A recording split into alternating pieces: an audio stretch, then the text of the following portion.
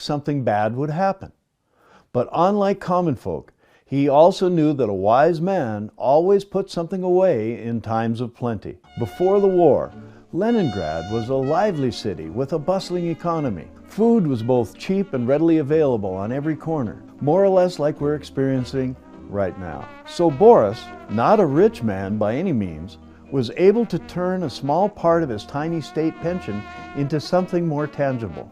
His neighbors used to mock the old fool behind his back as he haggled for a better price at the market. But despite that, Boris went on to purchase food items and over the years built an impressive stash. As the city turned wretched and money became useless, people started trading boxes full of jewelry, gold watches, and expensive fur coats for just small pieces of bread. Sometimes not even enough for a single meal. In contrast, Fat Boris, as he became known, did quite well for himself during the 3-year famine.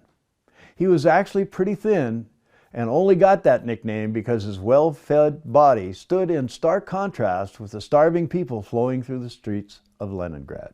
He even helped others nurse themselves back to health. Food was often the best and only medicine needed back then. The story of Fat Boris is not unique or even that rare. In starvation-stricken Leningrad and throughout other crises, like our own Great Depression, you can always find a few others like him, prudent, wise folk, who by stockpiling the right foods at the right time were able to survive and help their families do the same.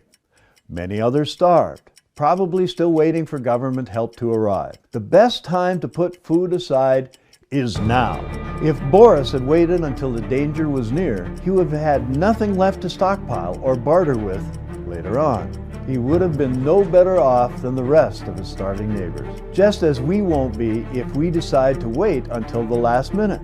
There will rarely be any warning signs. Do you think people knew the stock market would crash even a day before it did in 1929, ushering in a 10-year economic depression? Or that millions of Chinese trapped inside Wuhan by their own government saw it coming until it was already too late? Of course they did.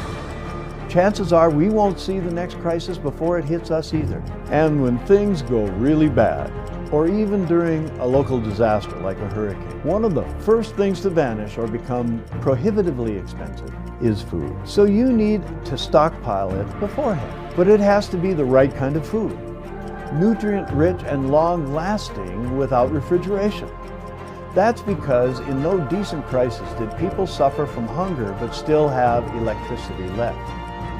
I know it's hard to believe, but the best survival foods still come from a time when refrigerators were a distant dream.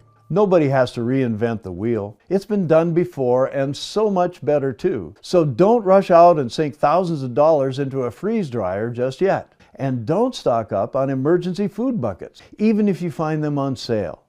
They are nothing but a clever scam that gives you 1,200 calories a day, about as much as prisoners got at Auschwitz. They contain barely any fat, vitamins, or the protein your body requires to stay healthy and strong. Please don't go buy a pantry full of MREs either.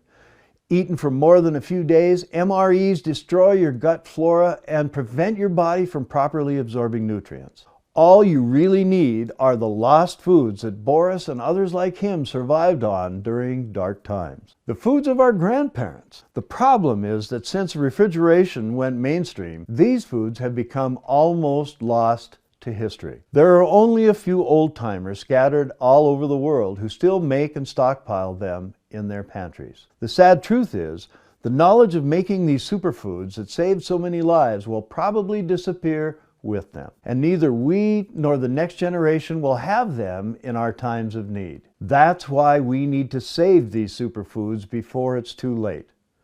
With the help of a team of passionate historians and preppers from around the world, we were able to gather every recipe inside a unique book. It's called The Lost Superfoods, and it contains all the lost superfoods that have been saving countless lives throughout human history, from the age of the pharaohs up through the age of exploration and the pioneers until the end of the Cold War. all with complete recipes and color pictures for every step to help you make and add them to your survival pantry. These are the most nutrient-rich and inexpensive foods you can make at home, with a confirmed shelf life of between 3 and 60 years or more, even without refrigeration.